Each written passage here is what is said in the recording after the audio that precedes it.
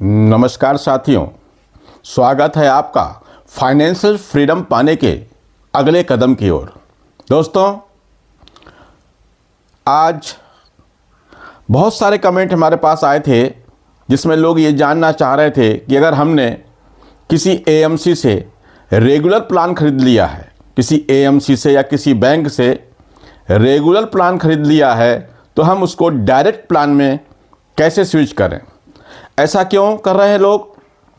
क्योंकि जैसा कि आपको बताया जा चुका है पहले भी कि जो रेगुलर प्लान होता है उसका एक्सपेंस रेशो डायरेक्ट प्लान की बजाय 1-1.5% तक ज़्यादा होता है। वहाँ की एनएवी डायरेक्ट प्लान की बजाय सस्ती होती है, यानी आप जो भी सामान खरीदते हैं उसका रेट डायरेक्ट प्लान में ज़्यादा दिखता है और रेगुलर में कम दिखता है। तो लोग जो हैं अपने उस जो एक तुम्हारे एक्सपेंस रेशो है उसको बचाने के लिए, अपने घाटे को कम करने के लिए रेगुलर प्लान से अपने फंड को डायरेक्ट प्लान में स्विच करना चाहते हैं या कन्वर्ट करना चाहते हैं।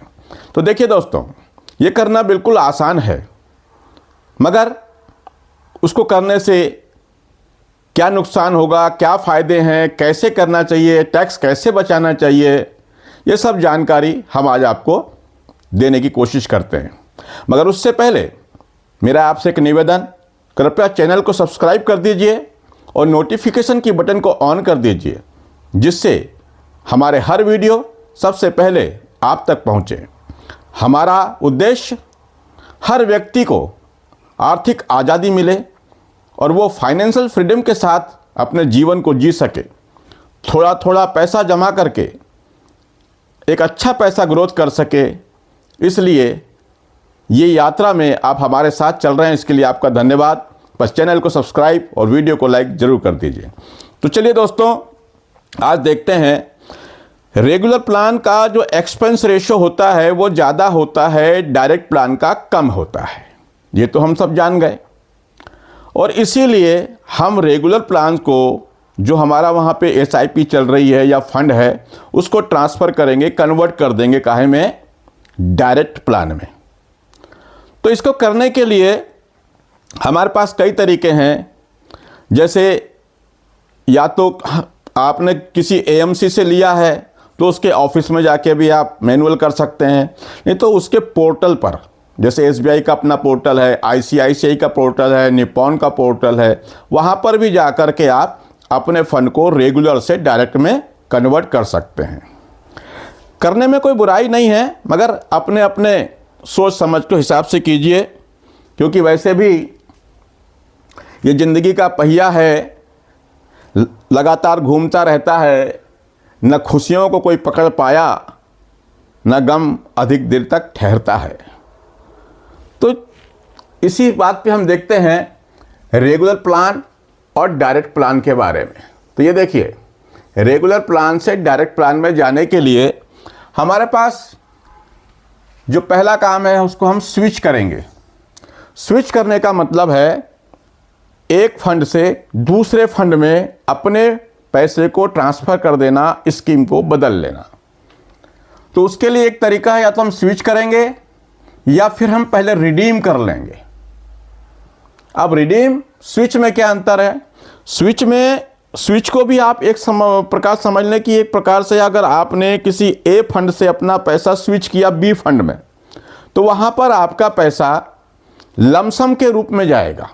मान लीजिए आपके खाते में उस फंड में 5 लाख रुपए थे और आपने डायरेक्ट स्विच कर दिया, तो वो दूसरे फंड में एक साथ 5 लाख रुपए आपका इन्वेस्ट होगा। दूसरा तरीका आता है उसी में कि आप रिडीम कर लें। अब रिडीम करते हैं तो आपके खाते में पैसा आ जाता है।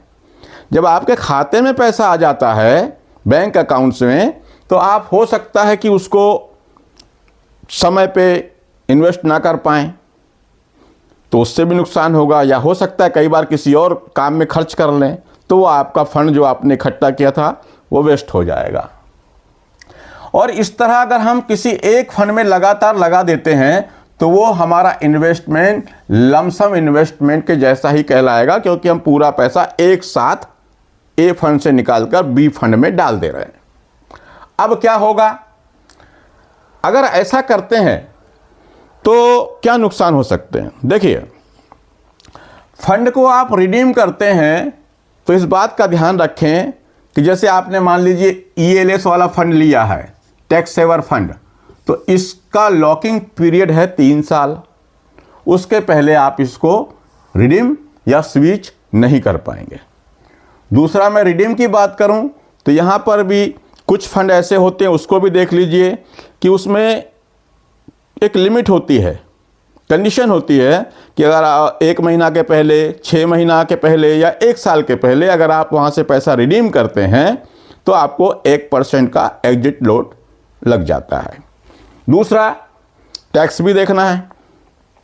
अब टैक्स का ऐसा कि मान लीजिए आपने ए फंड में जो अभी आपका चल रहा है उसमें कोई इन्वेस्टमेंट, आपका वो इन्वेस्टमेंट 1 साल उसको भी पूरे नहीं हुए हैं, 1 साल पूरे नहीं हुए हैं, और जिस पैसे पे 1 साल पूरा नहीं हुआ है उसको आप 1 साल के पहले रिडीम कर रहे हैं तो उसका जो टैक्स होगा वो 20% के स्लैब में आएगा। अगर 1 साल से पहले आप निकाल रहे हैं तो उस पर आपको 20% का टैक्स देना पड़ेगा।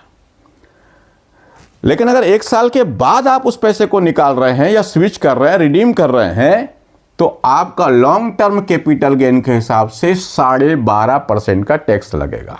तो इसको भी ध्यान रखना है कि यहाँ 20% का टैक्स है, यहाँ 12.5% का टैक्स है। ये सबको भी आपको ध्यान में रखना है। दूसरा, अब हम इसको क्या कर सकते हैं, अगर हमने मान लीजिए ये सब जानने के बाद भी पैसा हमको स्विच करना ही है, दूसरे फंड में कन्वर्ट करना ही है, तो इस बात का ध्यान रखें कि जो लॉन्ग टर्म वाला है उस पैसे को पहले कन्वर्ट करें, शॉर्ट टर्म वाले को बाद में कर सकते हैं, एक साथ स्विच नहीं करना चाहिए। दूसरा तरीका, बैंक में तो आप उसको ना लाएं, रिडीम करके बैंक में लाएंगे तो हो सकता है वो पैसा आपका खर्च हो जाए, तो जितना आपने जमा किया है या उसकी जो ग्रोथ थी वो भी ख़त्म हो जाएगी। तो करना क्या है, करना ये चाहिए कि आपको एक साथ अगर आप लमसम डालते हैं तो हाई रिस्क हो जाएगा, क्योंकि आपने 5 लाख 10 लाख एक साथ इन्वेस्ट कर दिया है किसी बी फंड में, और हो सकता है उस वक्त इसकी NAV ज़्यादा हो, महंगा हो फंड, और कभी मार्केट गिर जाए तो आपको बड़ा नुकसान हो सकता है। तो ये भी हमको नहीं करना चाहिए। दूसरा सबसे अच्छा ऑप्शन मुझे लगता है वो है STP। ये STP का मतलब होता है systematic transfer plan. Systematic transfer plan ये लाइक SIP के जैसा ही है, तो ये आप कर सकते हैं, पर इसको भी ज़्यादा किस्त ना बनाएं, क्योंकि मार्केट तो बढ़ता जाएगा और आप वो पैसे को जल्दी जल्दी यहाँ पर इन्वेस्ट नहीं कर पाए तो भी मार्केट हाई हो जाएगा, रेट महंगे हो जाएंगे और आपका पैसा उस महंगे पे इन्वेस्ट होगा। तो एक तो ये हुआ।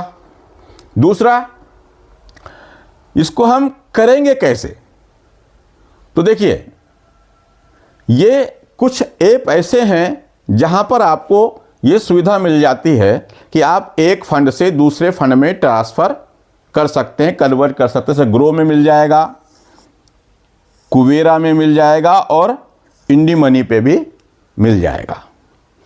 यहाँ पर ये सुविधा आपको मिल जाती है, मगर यहाँ पे क्या होता है, ग्रो वाले में आप ये STP चालू करने का और भी किसी फंड में होगा तो यहाँ पर आप STP कर सकते हैं ग्रो के द्वारा।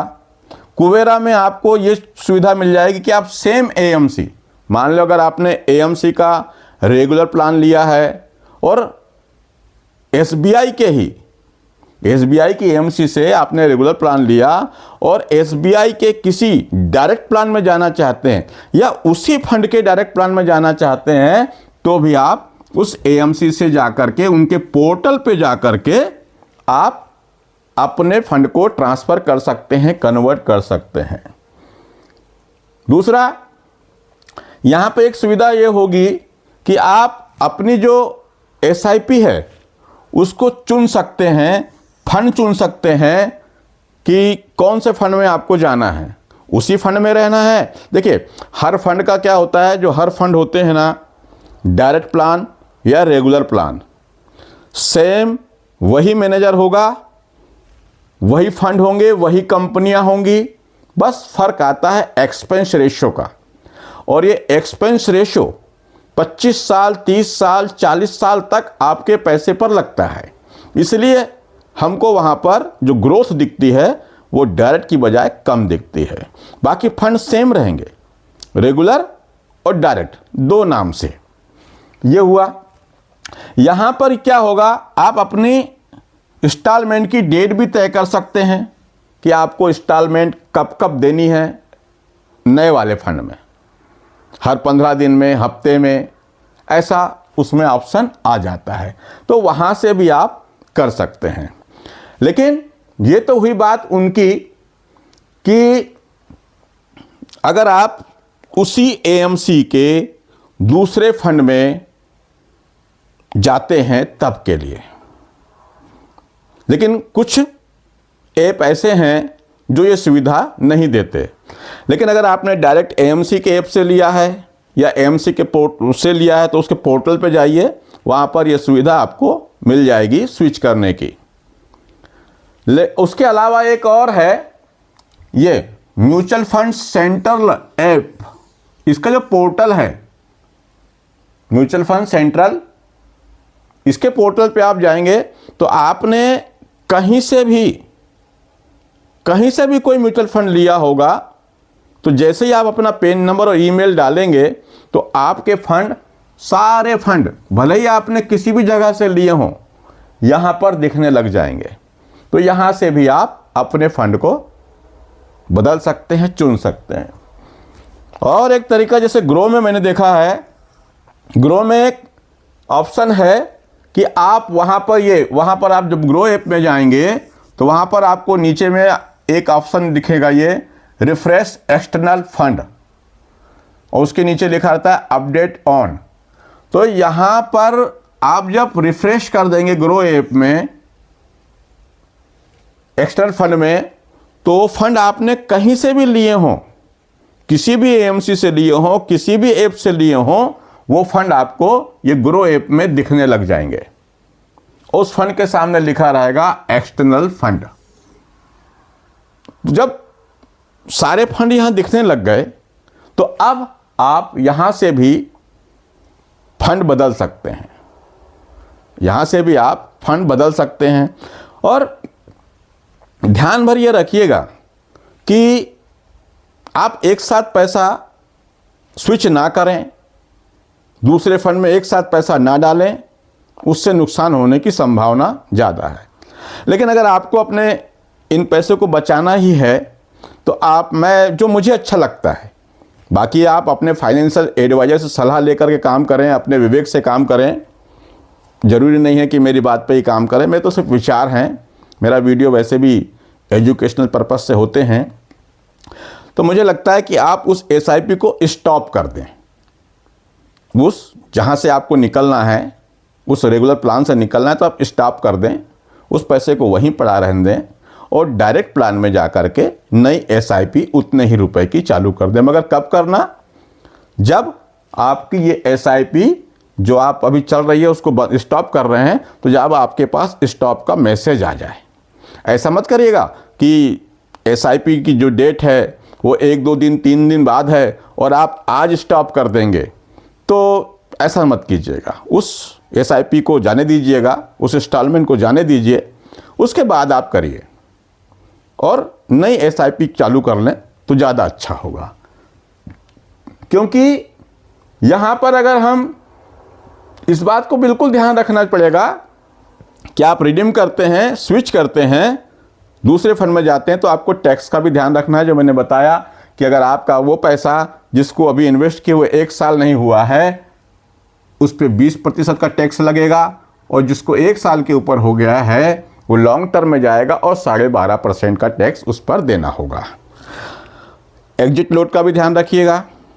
और साथ में एक चीज़ ध्यान रख लिए या जान लीजिए आप कि एसआईपी में होता क्या है, आप जो किस्त जब लगाते हैं, अगर मान लीजिए आपने, मान लेते हैं आपने जनवरी में अगर कोई किस्त लगाई है, जनवरी में कोई SIP इंस्टॉलमेंट आपकी गई है, तो उसको अगली जनवरी को ही 1 साल होगा, फरवरी वाले को अगली फरवरी को 1 साल होगा। इस तरह से SIP का कैलकुलेशन चलता है। तो मुझे लगता है आपको ये समझ में आ गया होगा। आप बिल्कुल आसानी से फंड चेंज कर सकते हैं, बदल सकते हैं, लेकिन इन सब चीज़ों को ध्यान में रखिएगा। और भी कोई सवाल आपके मन में हो म्यूचुअल फंड को लेकर के, तो कृपया कमेंट बॉक्स में जाके कमेंट करिए, हम आपके सवालों के जवाब ज़रूर देते हैं। और दोस्तों, वीडियो को लाइक और सब्सक्राइब ज़रूर कर दीजिए। आज के लिए इतना ही, मिलते हैं अगले वीडियो में। नमस्कार, जय हिंद, जय भारत।